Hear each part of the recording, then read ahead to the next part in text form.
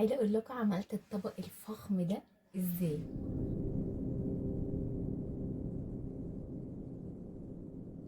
هاتي نص كيلو بانيه وتعالى اقول لك هنعمل بيه ايه.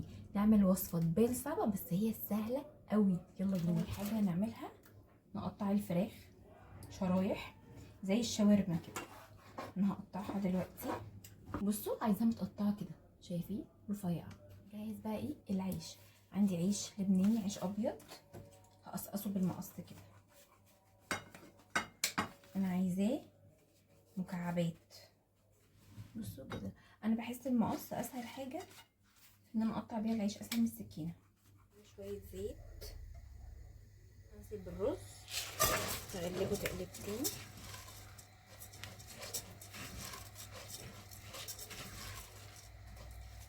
ملح،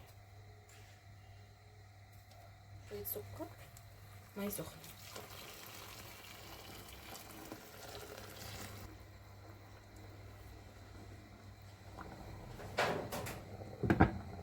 زبده، شويه زيت مع الزبده.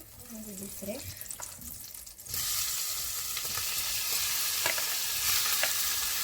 ملح، كزبره ناشفه، سنه شطه، بابريكا، ثوم بودره،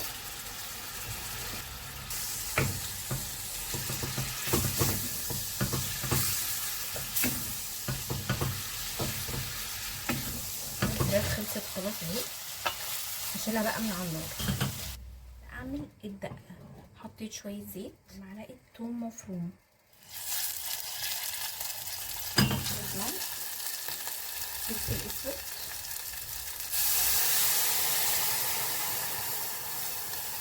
اكملها بشويه ميه سخنه. سخنت الاير فراير، هنزل بقى بالعيش اللي انا قطعته.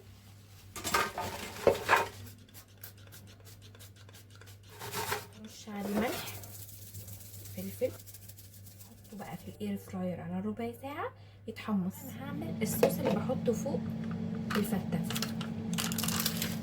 عندي هنا زبادي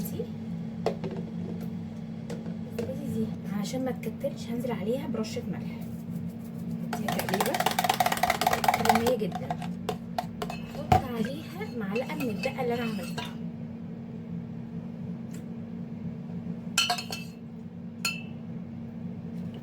سكرها. تعالوا بقى لما ايه نقفل الفته كلها مع بعض. يلا بينا. العيش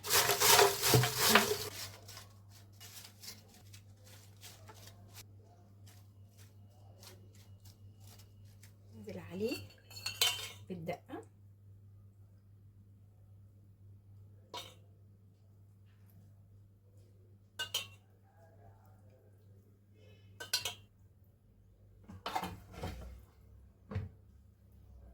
شويه عيش كده عشان احطهم على الطرف كده.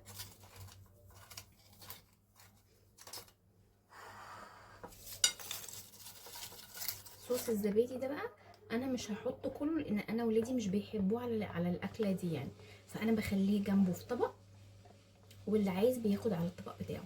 بس انا هوريكم انا بحطه ازاي كده، حاجه بسيطه بس. بصوا الطبق شكله فخم جدا، تحفه. هعمل جنبه شويه شوربه وبس كده. جربوه والف هنا وشفا. تعالى اقول لكم عملت الطبق الفخم ده ازاي. عملته بنص كيلو بانيه بس. تعالى اقول لكم عملته ازاي.